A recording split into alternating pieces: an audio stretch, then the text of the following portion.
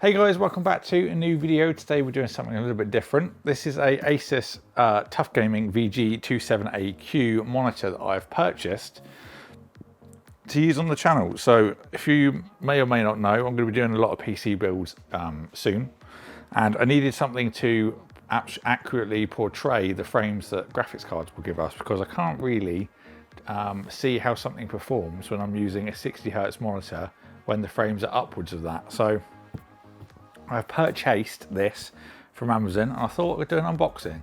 So this one supports AMD and Nvidia for adaptive sync. Here's the actual specs on the side. Let's see if the camera will do this justice. For anyone that wants to know all the specs, I'm going to do the best I can with the camera, because obviously this is a big box to open, so we shall see how this goes. So we're going to open this and I'll do like my little first impressions. I did a lot of research before buying this monitor. I think it was about £380 in total, but I'm doing it on a monthly payment thing, so it's not too bad at all. So we're going to crack this open and see what's what.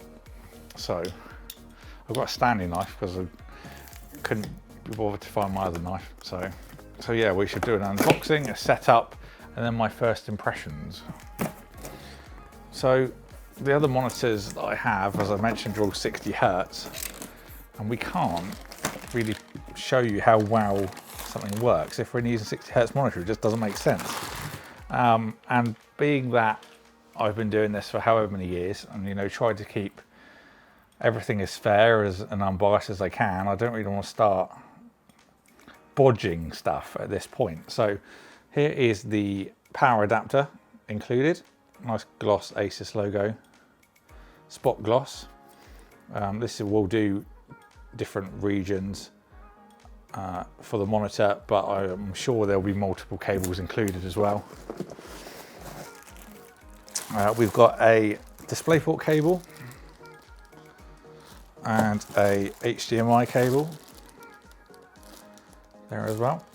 Also, because I bought this is a bit more kind of informal. Let me know what you think of the other camera, because I bought a new lens for it.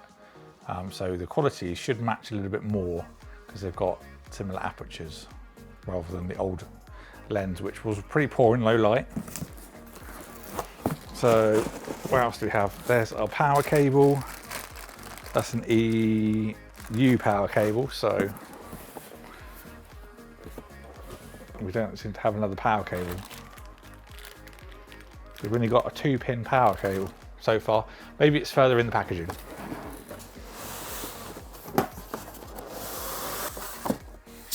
Oh, okay, just kind of fell out.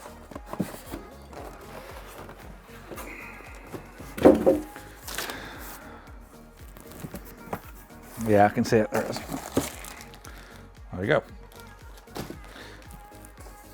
I'm glad, because it's a one of the Disney, one of the Mickey Mouse type cables rather than the standard kettle leads. I've got loads of kettle lead ones, but I don't have the weird ones on hand. Right, let's get the box out of the way. God. There's also a little leaflet in there, but we don't need that. Instruction manual in there, and then the stand, and obviously I'm just going to put it together. All these stands are very similar in how they go together, so I'm not going to bother with the instructions.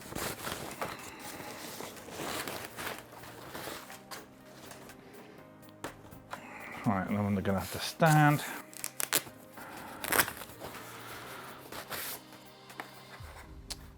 Like so. Nice red ring around. TUF Gaming on the side. And there's a G-Sync logo on there. Just a screw thread. It's going to go on the bottom. Let's make sure we get it the right way around. So we've got that's the front, so it's going to go that way around. Screw thread in. All monitors are really pretty much the same with this kind of quick thing. Either that, or you have your base, the support, and then the actual monitor, and then you'll put these two parts together, and then the monitor will just clip on. That's quite another common thing we see. And there we have it. So let's turn around. Et voila. So it's an IPS screen, 2560 by 1440. That was one of the things that I wanted to make sure I got with 165 Hertz because of different resolutions, testing with different games and different graphics cards and stuff. So there you go.